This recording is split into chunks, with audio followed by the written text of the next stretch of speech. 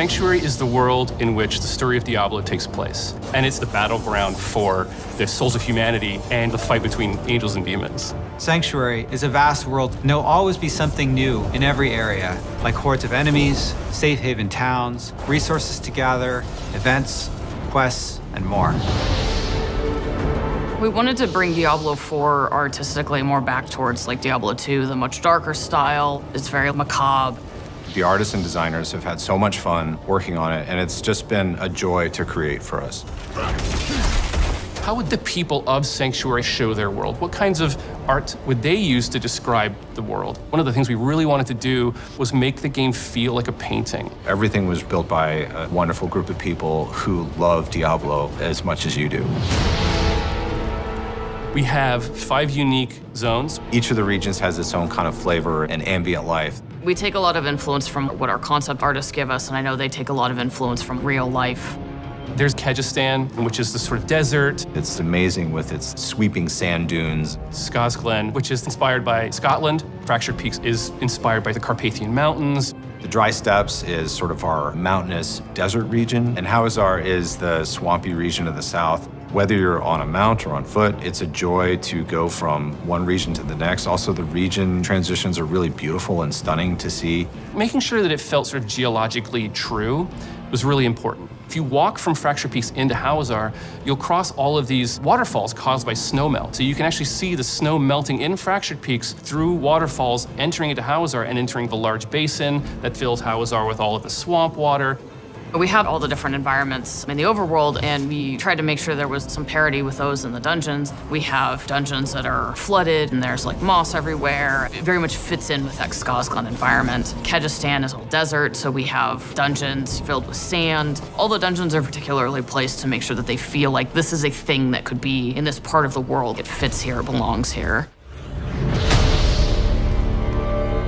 We definitely redesigned some of the monsters. For example, the Fallen family has gone through a major redesign to make them feel more grim, a little scarier, a little darker, to match the tone of Diablo IV. Monster families are a way to describe the group of monsters that create a combat experience. So a lot of times there'll be brutes and swarmers, melee or casters, and that's the term that we use to sum up the vampires or the drowned or the undead. And all of them have unique abilities, but they all synchronize together. They bolster each other and improve how they work on the battlefield so that every time you fight a pack of, let's say, goatmen, it's always different.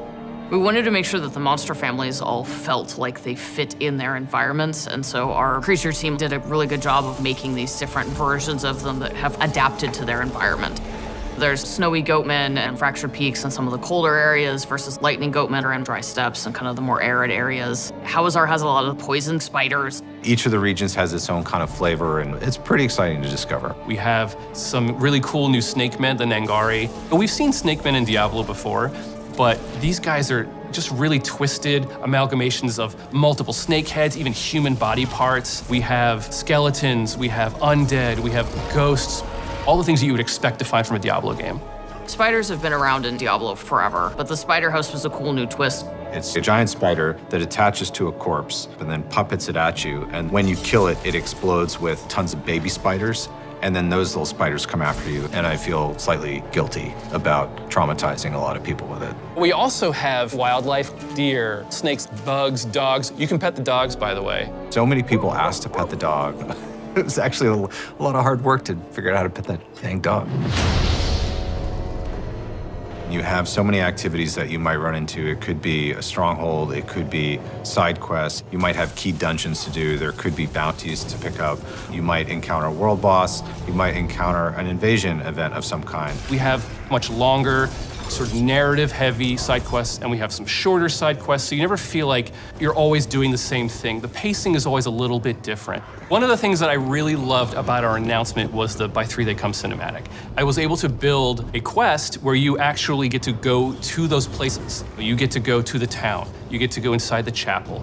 And I worked with some incredible dungeon designers to build the dungeon from the cinematic. You're gonna get to go across the bridge that you saw to the actual room where Lilith was summoned. I don't want to spoil too much, but I'm super excited to have players see it. Sometimes it's kind of nice to just walk places, because that's a lot of the times when you see these little events. You might find a demonic altar that you need to feed your blood to summon demons to then defeat for all of their loot. You might find a ghost child who's trying to find the remains of their parents, and you have to protect them. We have strongholds, which are a sort of large area that you can enter, and it has its own story, its own setup, its own sort of art that sort of tells a very specific story about this location, and those stay unlocked permanently once you've beaten back the darkness.